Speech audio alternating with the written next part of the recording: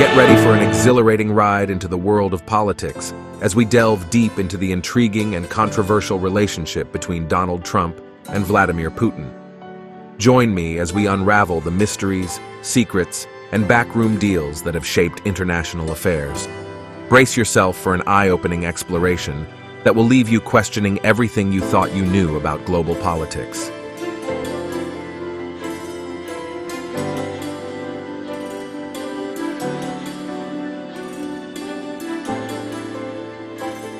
It was an event like no other, with the world watching their every move.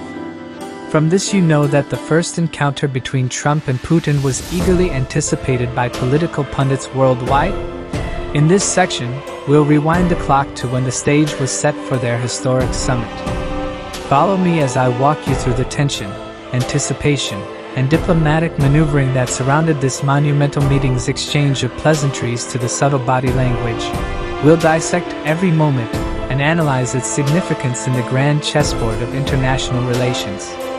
Into the dynamics of power struggles between these two influential figures. Discover how their personal ambitions, conflicting ideologies, and thirst for dominance have shaped their interactions on the world stage. From trade wars to accusations of election interference, this section will shed light on the high-stakes battles played out behind closed doors. The clash of egos between these two leaders magnifies the complexities of global politics. In this section, we'll uncover the intricate layers of intrigue and manipulation that have defined their relationship. Buckle up for a wild roller coaster ride that will keep you on the edge of your seat. Prepare to be astonished as we dig deeper and reveal the hidden connections and shared interests between Trump and Putin.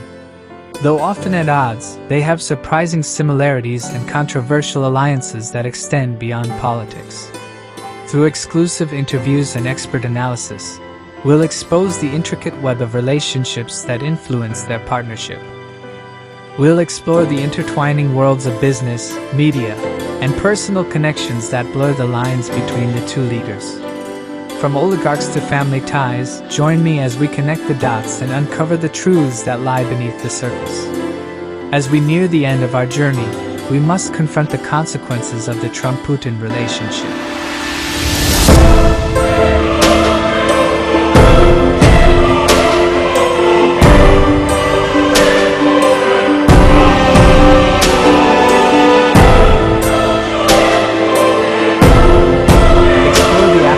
Of their interactions and understand the impact it has had on geopolitical dynamics. From strained alliances to shifting global power balances, we'll examine the domino effect of their actions. We'll analyze the long-lasting implications of their relationship and how it continues to shape the world today.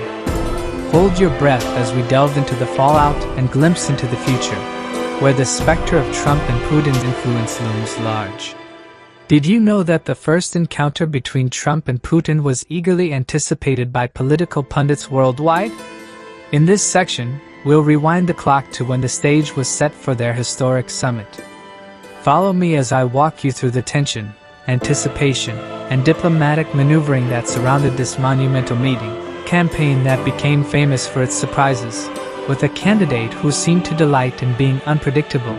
One of the few constants of Donald Trump's successful run for the White House was his excessive and rather puzzling admiration for Russia's President Vladimir Putin. How can we understand the Trump-Putin bromance? What might it tell us about the kind of president that Trump aspires to be, and what clues might it hold for the future of U.S. relations with Russia? Donald Trump is on record as praising Putin at least as early as 2008. When he compared Putin to then U.S. President George W. Bush and indicated that Putin was the better leader of the two. Throughout the election campaign, Trump frequently spoke admiringly of the Russian president, describing him as a strong leader who acted in the interests of his own country. Trump also seemed to accept Putin's interpretation of Russia's actions in Crimea, that the Crimeans voted in a free and fair referendum to rejoin Russia, the conflict in eastern Ukraine, that Russia is not sending troops and weapons to support the separatists, and Russia's military actions in Syria, that Russia is targeting Islamic State despite abundant evidence to the contrary. Why does Trump admire Putin so much? There seems to be a strong element of hero worship involved. Putin is almost certainly the type of leader Trump would like to be. To some extent this is about image. Putin is famous for public displays of masculinity to emphasize his physical toughness and create a dramatic contrast between himself and his predecessor Boris Yeltsin, whom Russians associate with infirmity and the inability to rule effectively. Trump also seeks every opportunity to remind audiences of his masculinity, although in Trump's case it mainly takes the form of sexualized language and drawing attention to his ability to appeal to beautiful, young women. But Trump also seems to admire the way that Putin rules his own country, that Putin appears to be able to act without constraints, both at home and abroad. Internally, Putin deals with critics very ruthlessly, whether those critics are journalists, opposition political figures, or civil society more broadly. In foreign policy, Putin is quick to use military force in support of Russia's aims. This is chiefly the illusion of strength. It is easy to look strong when no one is allowed to oppose you openly at home, and when you have no strong allies that could act as an external brake in the way that the need to keep NATO members on side does with the United States. We need to pay attention to this admiration because Putin's methods of dealing with internal opposition are similar to the ways that Trump spoke about dealing with his own critics in the US during the campaign. For example, he has indicated he would use the legal system in arbitrary and inappropriate ways against journalists and media outlets, as well as political opponents, especially Hillary Clinton. Trump routinely encouraged his supporters to chant, "Lock her up," at his rallies and has, more recently, stated that any American who burns the flag in protest should be subject to punishment, including perhaps the loss of their citizenship.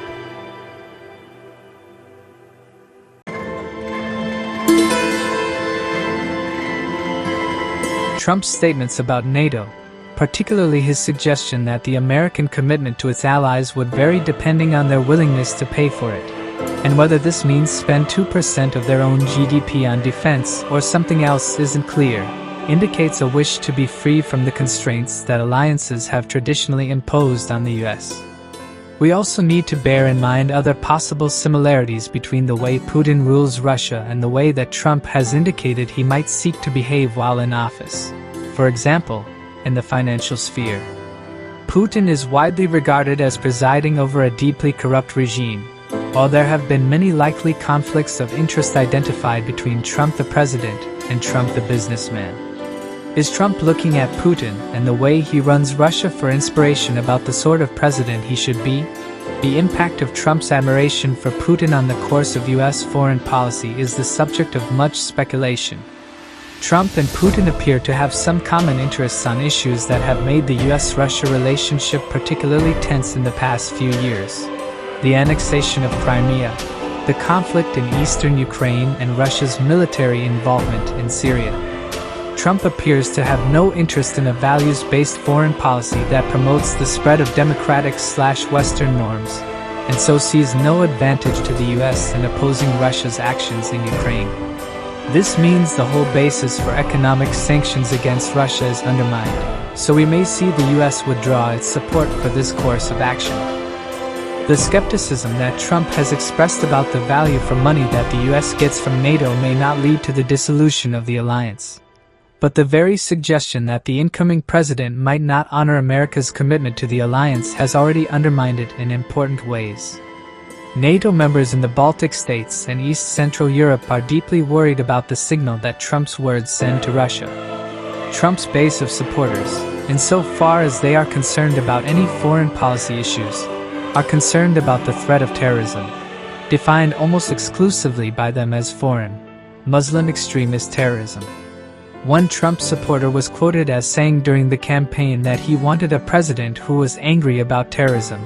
If Trump is willing to take Putin's word for what Russia is doing in Syria as being directed against terrorists and isn't concerned about human rights considerations, it looks likely that Trump would take the pressure off Russia and Assad in Syria and perhaps even undertake joint operations. All of this suggests that Russia may be getting a very large gift from the Trump presidency in the shape of acquiescence to Russia's foreign policy actions in some areas that are key for Moscow. But what does Russia have to offer the US in return? Very little or nothing in terms of material opportunities in the economic, political or diplomatic spheres, but a great deal in terms of symbolism. Russia, after all, has Putin as the ultimate strong, manly world leader. Putin has the ability to grant or withhold the acknowledgement that Trump is a member of the club of strong leaders. Based on what we have seen so far, Trump wants Putin's approval and would probably do a fair amount to get and keep it. Will Russia have smooth sailing ahead then? Perhaps in the short term. But at this point the basis for a real understanding between the two countries looks very flimsy. And there are signs that the Trump administration will want to take actions, such as building up the US military further, that Russia would oppose. There is also the very real possibility that somewhere along the line, Putin will do or say something that makes Trump look weak. If that happens, it might fatally damage the budding Trump-Putin bromance.